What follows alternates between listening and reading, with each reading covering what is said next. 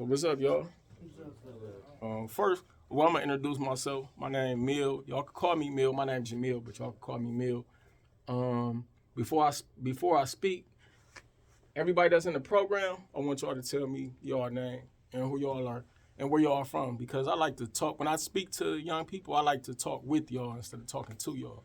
So then I'm gonna ask everybody their name, where they from, and be real with me too. When I say where y'all from, I want y'all to tell me y'all neighborhood, because y'all from neighborhoods, right? That's why y'all in this program. Well, no. Huh? Oh, y'all, you don't want me to say their neighborhood? No, I won't say that. All right, that's cool. Just say your name. Because I'm gonna tell y'all me. I don't know what. Well, tell me what side of town y'all from. Is that cool? Just that name. Just all right. Yeah. Me, I'm from. I just like y'all to know. Like reason why I said that, because I like y'all to know that I'm one of y'all. You know what I'm saying? Because I remember when I was young and people used to speak, they'd come speak to you, but they wouldn't speak with you. And and me, I didn't respect what they were saying if they wasn't from where I'm from. So I like y'all to know I'm from where y'all from. When I say from y'all from, not the actual neighborhood, but I mean like these inner city streets. So me, my name Mill. Jamil, I'm from the 4 block. I'm from St. Clair, 4 block. If y'all know about the 4 block, I don't even, you know what I'm saying? When I came up, we called it 4 block. I don't know what y'all call it nowadays. But the 4 block was from 140th to 149th, St. Clair. So if you was from that area, that's they called it the 4 block. So that's where I'm from. So y'all can just tell me y'all names. My name B. You can call, my name Brian. You can call me B. And I'm from Huff, 93rd to be exact. He said don't say. Don't say. Don't say. I mean, if you no, it must be a reason why he's saying that. Reason. So if it's a reason, I don't want you to say. Yeah, just say your name. Yeah, my name Brian. All right. Call me B. Stephon. Reese. D. Who? D. My name Jonathan. My name Yusuf. My name Jeremiah. All right. That's cool. So, he said the other side of the bullet. So, obviously, y'all can see I'm in a wheelchair. Y'all see me rolling around in a wheelchair. So, I'm an example of the other side of that bullet. And I'm going to speak on 2 things coming from that perspective of the other side of that bullet. One, obviously, is I'm in a wheelchair, so I got shot. That's how I got shot. I'm going to tell y'all how I got shot. And I'm going to speak on the 2 perspectives. And you kind of touched on it a little bit on the direction I'm going. So being on the other side of that bullet is what happened to me. I came up from the streets. You know what I'm saying? I sold drugs, hung in the, how old are y'all? Could y'all tell me how old y'all are? Yeah, 18. Huh? 18.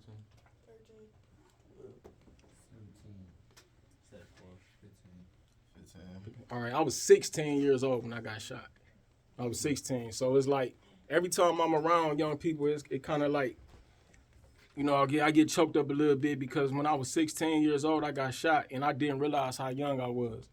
I didn't realize the older I get and the more I learn about life, I didn't realize how young I was. And, I know when you 16 years old when you your age, it's a lot that you know what I'm saying, you don't understand how fragile life is and how young you are and how in a split second your life could change. So I was walking around just like y'all. I was, I sold drugs. When y'all was your age, I felt like I had a fascination with guns. And I felt like I thought it was cool. You know what I'm saying? I was listening earlier when I had came in, I heard y'all talking, and I think you kind of in that situation. I heard you was kind of like, when they was talking about the guns, you was kind of like, well, I do this and well, I do that. You know what I'm saying? And sometimes it seemed that way. You could watch the movies. You know what I'm saying? I used to watch the movies. I seen the shootouts and all of that. I thought all of that stuff was cool. I really did. I thought it was cool. But it ain't. You know what I'm saying? And it ain't cool because I'm not telling you all this. It ain't cool. It ain't cool because I lived it not being cool. And I got shot. I used to think like, if you get shot, you know what I'm saying?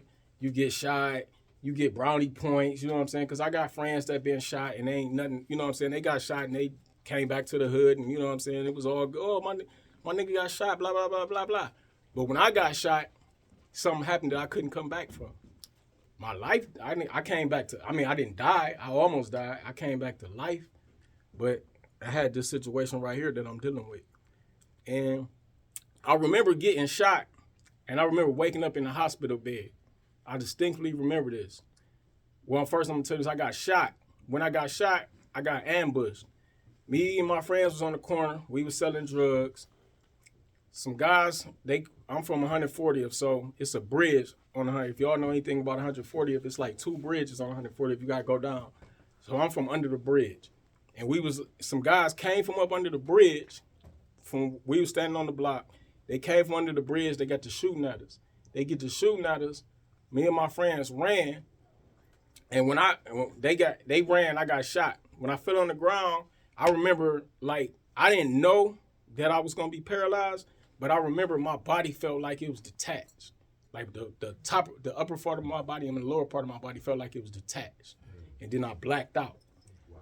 And I remember waking up in the hospital bed, and they told me I was because I'm not knowing what happened. I just wake up in the hospital bed, and the doctor told my mother told me, like I'm waking up, I'm not knowing that I'm paralyzed. I'm just waking up in the hospital bed, and they said, I said, my mother, my family, friends, everybody right there, and I'm thinking like, you know, I'm waking up, so I'm thinking like I'm alive. I'm about to be everything, about to be good, and my mother said, I'm glad you're alive, baby. I got some bad news. I said, what? I said, the doctor said you're going to be paralyzed. I said, paralyzed? I said, yeah. I said, I ain't never going to walk again. And she didn't even say nothing. She didn't want to tell me. She didn't want to tell me. And I said, can I talk to the doctor? And the doctor came in. And I asked the doctor, I said, my mother said I'm paralyzed. I ain't going to never walk again. And the doctor was like, you know, we don't know, but I'm not going to tell you you're going to walk again. That's a possibility you'll never walk again. That's what the doctor said. And when he said it to me, like, you would never, it's nothing in this world that you could, it's no way in the world I could explain to you that feeling. And I'm saying that to y'all to say, like, you will never know that experience until it happened. So the best thing to do in life is to try to stay out of those situations that'll put you in those situations. You know what I'm saying? Like, we could talk about guns, having guns and not having guns, but at the end of the day, it comes down to choices and decisions. So I made decisions and I made a choice that put me in that situation. And then when you, some of y'all in here might be shooters. I'm just gonna keep it real. We gonna keep it 100. Some of y'all in here might be shooters. So the other side of that gun is like, I'm telling y'all this. I'm sure y'all can feel me telling y'all this, right? But think about it. When you that shooter and you shoot somebody, the other side of that gun could be that situation to what I got put in. So let's just think about this. Y'all all got friends, right? How many people in here got a friend that ever been shot? Raise your hand. Okay. All right. So imagine how y'all feel about seeing me in this situation and what I just told y'all. How y'all feel about that? Just be real with me. How y'all feel about that? I'm 40. But how y'all feel about that? I definitely would cry. I want to cry for you right now. I ain't gonna lie. You want to cry for me? How you feel about it? Bad. How you feel about it? How y'all feel about it? Proud of you, bro. Feel about it? You was brought upon them choices. Right. And you made a decision and you learned off your decision. But it's how you feel about my situation and what I told you though. Oh, it's fucked up. Fucked up. Yeah, it's messed. You wanted to say something? Yeah, I feel like it's just a wake-up call. That's what it is. Yeah. Like, you showing them the reality of the situation, the consequences behind holding that gun and doing what you're doing and living that life. So it should be a wake-up call to everybody here. Like, this is serious, not a game. Yeah, Yeah. man. Well, I'm going. All right. So you said you wanted to cry. You feel bad. Most of y'all feel bad. Now think about this. When you that shooter, right?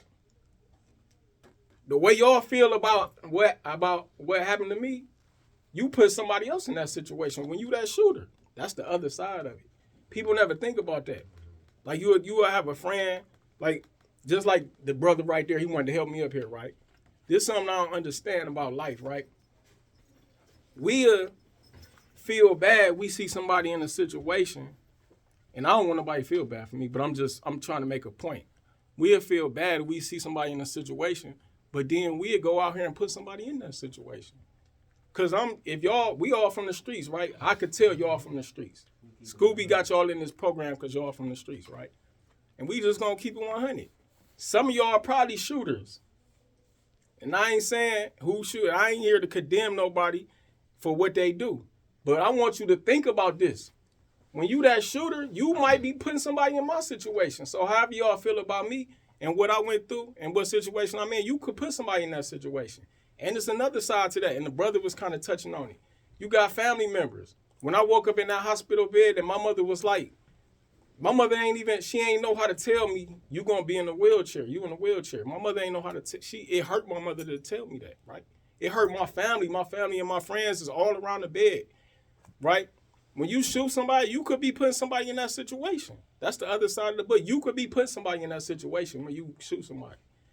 Not that you could be in that situation, because you can't be in that situation, but you put somebody else in that situation. And I'm going to keep it 100 with y'all. I was a shooter. I'm going to be all the way 100 with y'all. I was a shooter. I done shot at people before. I'm filming, so I ain't going to say I ever shot nobody. But I done shot at people before. I was a shooter. I'm going to keep it all the way 100 with y'all. And to this day, I still regret having that mentality and being like that. Because you know why? Because I think about it all the time. I could have put somebody in the situation that I'm in today. I think about it all the time. I don't just think about me being in this situation. I think about, like, when I was out there, because I had that mentality. I had the mentality of, like, if a nigga mess with me, I'll pop a nigga.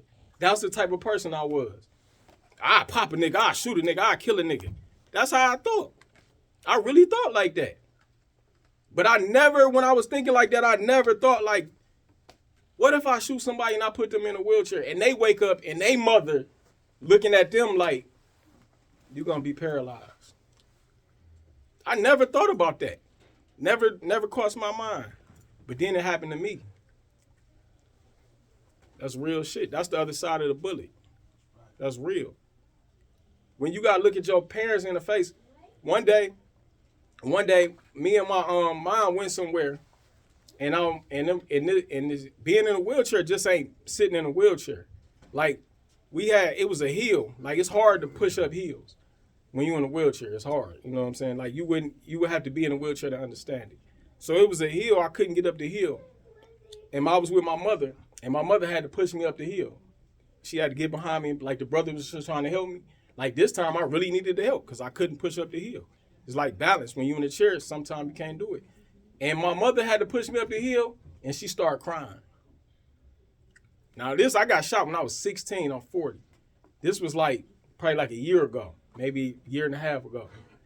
But my mother had to push me up the hill, and she started crying. I didn't even ask her why she cried. I already knew why she was crying. Because it hurt her to have to push her son, have to help her son at 40, 30-something years old, to push me up a hill. She started crying. That's the other side of the bullet. It ain't even just you. And like I said, I asked everybody in here, I said, y'all ever had a friend that got shot? If y'all friend got shot and y'all friend was in a wheelchair, like I got friends to this day that still feel like, yo, you know what I'm saying? Damn, that's fucked up. My nigga Mill in a chair, right?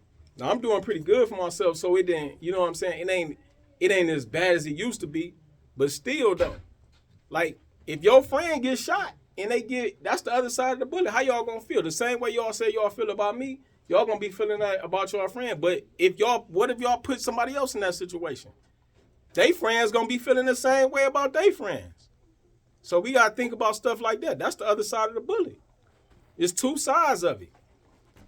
Not even the jail side. You might shoot somebody and get away with it. I done shot at people before and I got away with it. But then I got shot and I experienced the other side of it. So that's the other side of the bullet. That's real right there. And it's as real as it get. So my message to be, when you dealing with guns, you know, think about your own life and where those decisions can put you in life. Because we always talk about the jail side of it. You want to wrap it up? Yeah. But think about what the position that you could be putting somebody else in too. And that's real. Y'all got any questions for him? Appreciate your story, man. That's what's up. Thanks, man. So listen, y'all. So this is what about